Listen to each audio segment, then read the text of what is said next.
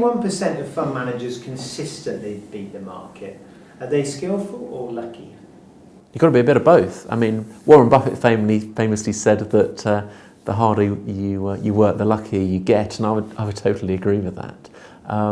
I think it's a bit of both, in the sense that you need to be skillful, you need that passion to keep on pushing on and having that huge interest in markets that's required to outperform. And you need a little bit of luck, because be it at the margin, perhaps a company takeover, or avoiding something which would be very difficult to predict, always helps at the margin for your investment returns. But ultimately, it's the skill part which is the core. But as I said, the harder you work, the luckier you get. That's always the way. I always said that investment was 90% perspiration, 10% inspiration. That's absolutely true. It's all about working hard, and then things roll on from there. What's your category? Be honest. How do you value your own category? So 5 or 6 or 7. So my personal view is that I flicked between 6 out of 10 and 7 out of 10. That'd be my personal view. Now, I've had a good career in investment circles, and I believe actually my best days are still to come. Because here's what I see. I see that the investment world has changed, and that in the structure of managing big sums of money for large companies, that is still an interesting challenge, but you're ever more hindered by regulation, corporate meeting structures, management teams who are too conservative. And this world is getting faster, not slower. And this is why I've stepped out of the large company world. I've gone down my own track, because I want to access those really exciting opportunities, which means taking a global view, taking sometimes a more flexible view, and certainly getting to the core and the truth, which comes from actually doing investment work on the ground.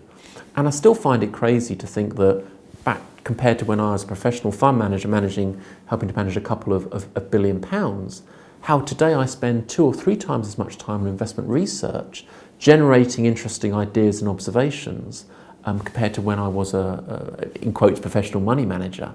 But that's a function of the corporate setup and the risk climate of today. Because when I look at today's world, I see more and more in this perfect information backdrop, the values in the interpretation.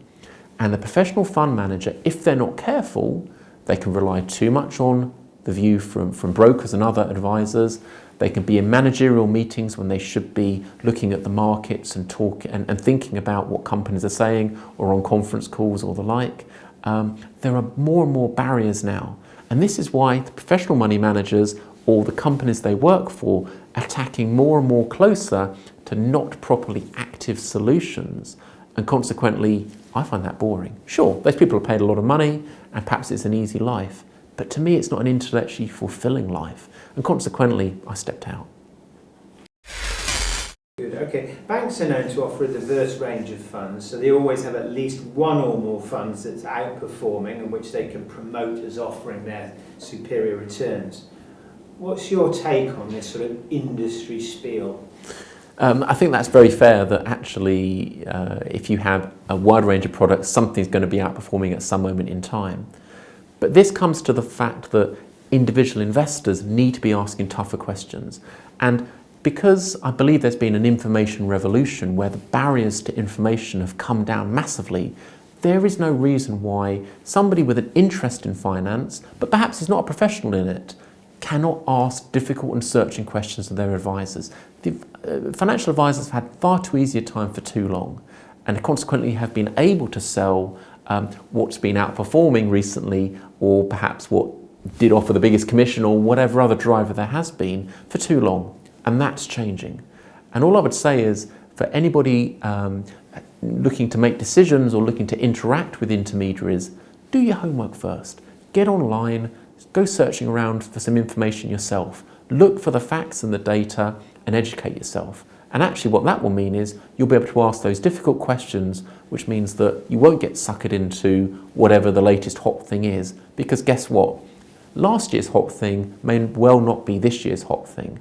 And actually sometimes you've got to be doing something different.